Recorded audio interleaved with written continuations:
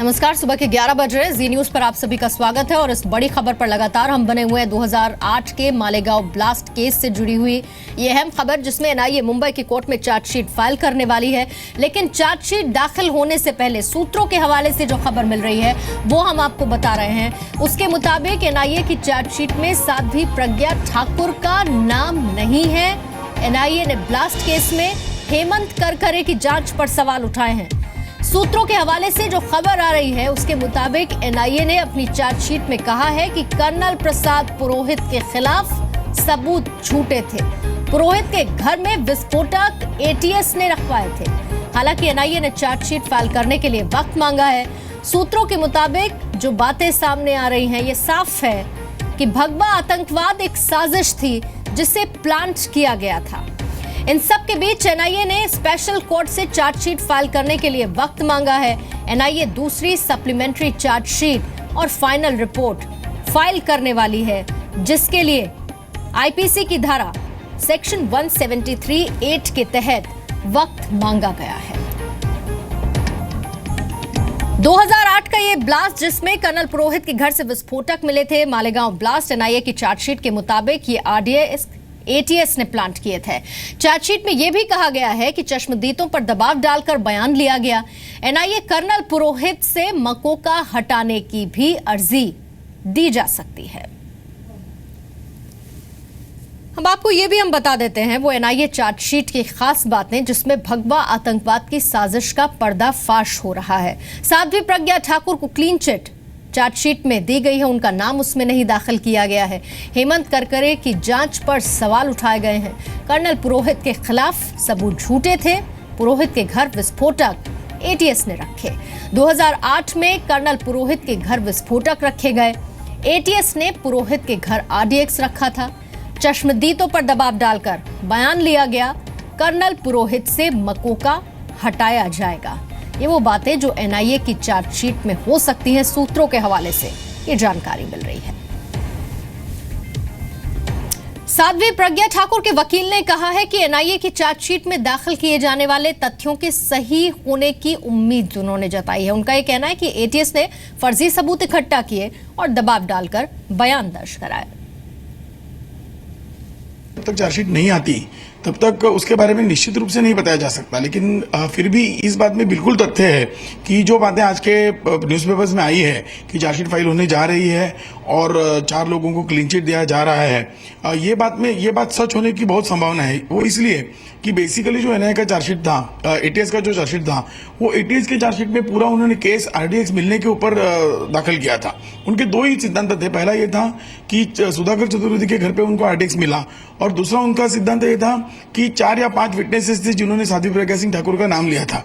अब ये हुआ है कि ये जो 4-5 विटनेसेस थे, ये जब यूपीए की रूल थी तभी से कह रहे थे कि नहीं, हमसे जबरदस्ती करके हमको मारपीट करके हमारा बयान लिया है। तो उन्होंने तभी अपना बयान, वो लोग मुकर्रा गए थे, उन्होंने कहा था हम ये नहीं देना चाहते थे, हमको जबरदस्ती की गई है। और जहां तक चतुर्वेदी का सवाल है, 2013 से उनकी पिटीशन पेंडिंग थी कि जिसमें उन्होंने बहुत सारे एविडेंसेस दिए थे कि एटीएस अधिकारियों ने वहां पे आरडीएक्स प्लान किया। आर्मी अधिकारियों ने अपने जवाब में कहा था कि बिल्कुल उन्होंने एटीएस प्लान किया है और उन्होंने देखा है। तो इसलिए हमको बहुत आशा थी। और अभी जो हमें खबरें मिली है उसके मुताबिक एनआईए ने असल में उनकी तहकीकात की है, उनसे बातचीत की है, आर्मी अफसरों से बात की है, उन्होंने हमारे जो एक्यूज है उनसे बात की है, और हमारे पास जो डॉक्यूमेंट्स है वो भी उन्होंने लिए हैं। तो हम बिल्कुल ही आशा करते हैं कि जो रिपोर्ट्स आ रही है वो सच होगी, और यदि वो सच होगी तो हम ये भी बिल्कुल आशा करते हैं कि साध्वी जी, जिनके पास सिर्फ एक स्कूटर उनका इस्तेमाल हुआ था, लेकिन ये बात थी कि बाकी जब बातें उन्होंने बढ़ा चढ़ा करके बोली कि नहीं आरडीएक्स भी मिला है और ये 4-5 विटनेसेस ने कहा है, तो उसके साथ स्कूटर का मिलना बड़ा गंभीर था। अब जब ये बातें चली गई तो स्कूटर का मिलना कोई गंभीर नहीं, वो तो साध्वी थी, उन्होंने सब कुछ छोड़ दिया था, स्कूटर छोड़ी थी, उनका फ्लैट छोड़ा था, उनके पैसे छोड़े थे, तो उसमें कोई बड़ी बात नहीं। तो साध्वी को क्लीन चिट तो मिलना ही था। और उसी के साथ बाकी लोगों के विरोध में भी जो केस है वो एविडेंसेस बड़ी वीक है, तो हम इसमें बड़ी उम्मीद और आशा रखते हैं। आपको याद होगा कि इस केस में सरकारी वकील रही रोहिणी सालियान ने एनआईए पर आरोप लगाया था कि उन पर एनआईए का दबाव है कि वो आरोपियों पर नरमी बरतें। अब सालियान ये कह रही हैं कि पूरा मामला कोर्ट में है और इसीलिए वो इस पर कुछ नहीं बोलेंगी। चार्जशीट तो कोर्ट में शामिल है, वो कोर्ट का सब जुडिस मैटर को हम लोग कुछ बोलना नहीं चाहिए। आम जनता चुप बैठ के देखना चाहिए। कोर्ट्स का ऊपर फेथ रखो, जो होने वाला है कोर्ट्स करेंगे। हम कौन होता है ये सब इसका बारे में बोलने वाले। और इस बीच में केंद्र सरकार ने कहा है कि अभी मामले की जांच जारी है, कानून अपना काम करेगा। मैं समझता हूं कि ये विषय जांच अधीन है और हमें जांच के परिणाम और जांच से निकले निष्कर्षों का इंतजार करना चाहिए। Let law of land take its course. और इसी पर बातचीत करने के लिए मुंबई में एनआईए की स्पेशल कोर्ट से इस वक्त मेरे सहयोगी एहसन अब्बास इस वक्त मौजूद हैं। मुंबई न्यूज रूम से मेरे सहयोगी संजय सिंह हैं और दिल्ली में एनआईए हेडक्वार्टर से मनीष शुक्ला इस वक्त मेरे साथ जुड़ चुके हैं। लेकिन सबसे पहले एहसन, आपका रुख करना चाहूंगी, आज एनआईए अपनी चार्जशीट दाखिल नहीं करेगी, कुछ वक्त मांगा है उसने कोर्ट से? जी बिल्कुल, एनआईए ने वक्त मांग लिया है चार्जशीट फाइल करने में, लेकिन इस बीच यूपीए सरकार के दौरान जिस तरह से एटीएस का इस्तेमाल हुआ उस पर नए सिरे से सवाल उठ खड़े हुए। साध्वी प्रज्ञा ठाकुर जो जेल में बंद हैं उनके खिलाफ जिस तरह से सबूत इकट्ठा किए गए, कर्नल पुरोहित के खिलाफ जिस तरह से एटीएस ने सबूत खड़े किए, ये पूरे का पूरा इस पर सवालिया निशान लग गया और यूपीए सरकार की फिर से एक बार किरकिरी हुई है, खासकर मालेगांव ब्लास्ट मामले में।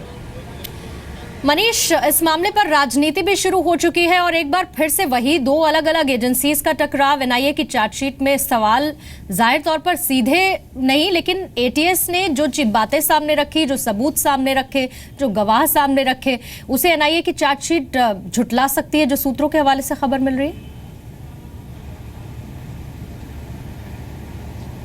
देखिए पूर्णिमा, अगर इस मामले को देखें तो दोनों, चाहे एनआईए हो चाहे मुंबई के एटीएस हो, उन पर आरोप लगते रहे कि वो सरकार के दबाव में वो काम कर रही थी। उनको पता था इन दोनों एजेंसीज को कि इन एक्यूज के खिलाफ कोई सबूत नहीं है। अभी भी देखिए कर्नल पुरोहित को लेकर के सीधे ये नहीं कह रहे कि उनको कोई एविडेंस नहीं मिला। उन्होंने कर्नल पुरोहित के मकोका के चार्ज को हटाया है, साथ में ये भी बात कहा है कि एक्सप्लोसिव उनके घर से मिला है। लेकिन अब दूसरी चीज़ को देखिए साध्वी प्रज्ञा पे जो केस बनाया था वो ये बनाया गया था कि फरीदाबाद और भोपाल में सीक्रेट मीटिंग हुई थी जिसमें कर्नल पुरोहित, साध्वी प्रज्ञा, आसिम अनंत ने हिस्सा लिया था और ये बात उन्होंने कही थी कि बम का बदला बम से होना चाहिए। उस बेस पर उस मीटिंग में जो लोग गए थे उनको गवाह बनाया था एनआईए ने भी और बाद में पहले एटीएस ने भी। लेकिन गवाहों ने कोर्ट में कहा कि नहीं, उनको मारा, उनके साथ मार पिटाई की गई थी। एनआईए के अफसरों ने जबरदस्ती में दबाव बनाया था कि वो बोलें कि कर्नल पुरोहित या साध्वी प्रज्ञा ने ऐसा बोला था।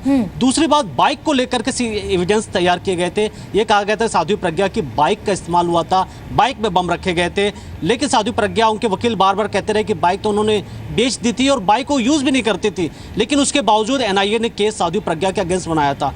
अब एनआईए को पता था कि कोर्ट में सारे एविडेंस नहीं ठहरेंगे, कोर्ट उन सारी चीज़ों को नहीं मानेगी, तो खुद ही उन्होंने इस चीज़ को देर से सही लेकिन समझा कि साध्वी प्रज्ञा को क्लीन चिट दिया जाए। लेकिन अभी भी अगर आप देखिए सबसे मेन बात यह है पूर्णिमा कि जितने हिंदू टेरर के केस हैं, अजमेर ब्लास्ट हो, मक्का ब्लास्ट हो, मालेगांव हो, सब एक दूसरे से जुड़े हुए हैं। सारे एक्यूज ऑलमोस्ट सेम है।